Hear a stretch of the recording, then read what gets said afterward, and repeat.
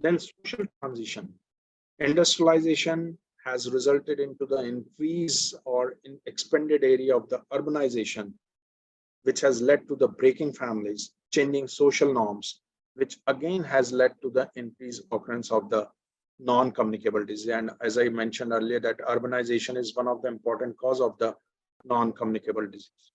Then in my view, this is my personal view, that nutritional transition, this is one of the most important cause of the occurrence of non-communicable disease, which has led to totally shift in the dietary consumption. Earlier, we were relying on to the diet, which was more in cereal, more in natural products.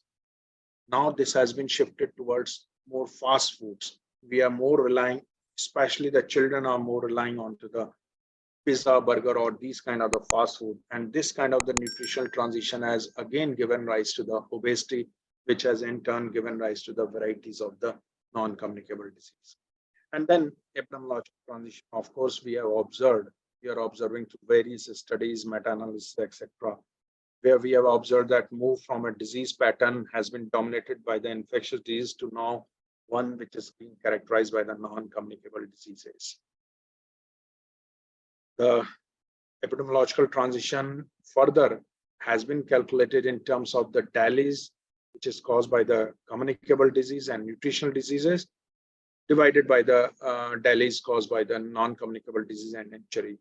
And you can just presume that if this ratio is 1, it means that equal proportion to the DALY has been contributed by both these communicable disease, nutritional disease, as well as non-communicable disease and injury.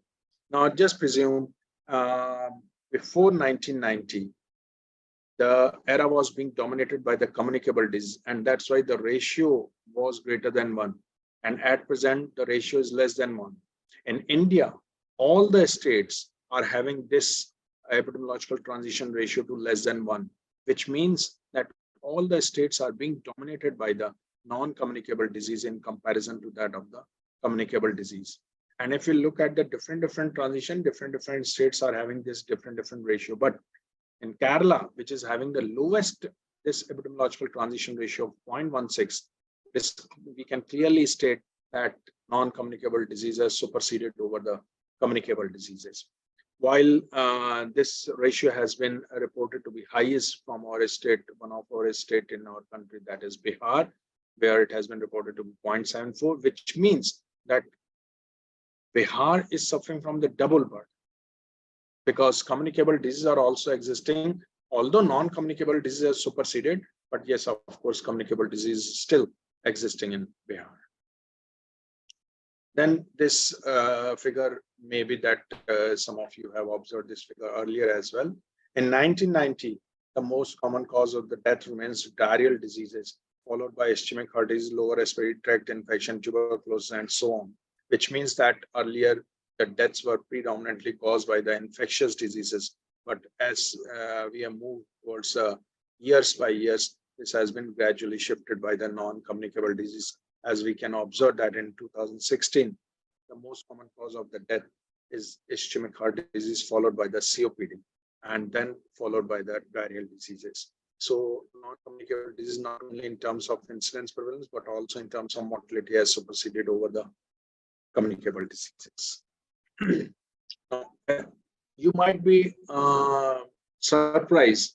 Even students also used to come to me and they used to state, sir, we have observed in one of the family, person was lean, person was not having any family history of the diabetes or cancer or any other non-communicable disease. He was also having absolutely normal lab reports, but even then he was suffering some other non-communicable disease. What is the reason for the same? See, absolute reason we cannot say.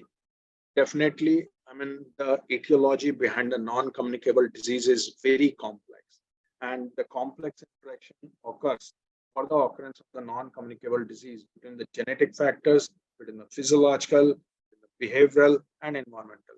So all these 4 different etiological factors are having some kind of complex interaction among themselves and are giving rise to the increased chance of the non-communicable disease. So Nowadays, even I have also personally seen few patients who are not smokers, non-alcoholic, lean also, BMI is also within normal limits, but even then they are suffering from one or other type of the non-communicable disease. And probably this could be because of this complex interaction. Might be that their genetic was okay, physiological was okay, but then environment has played a role. Might be that environment was okay, but genetic has played a role. So there is some kind of the complex interaction which is giving rise to the non-communicable disease.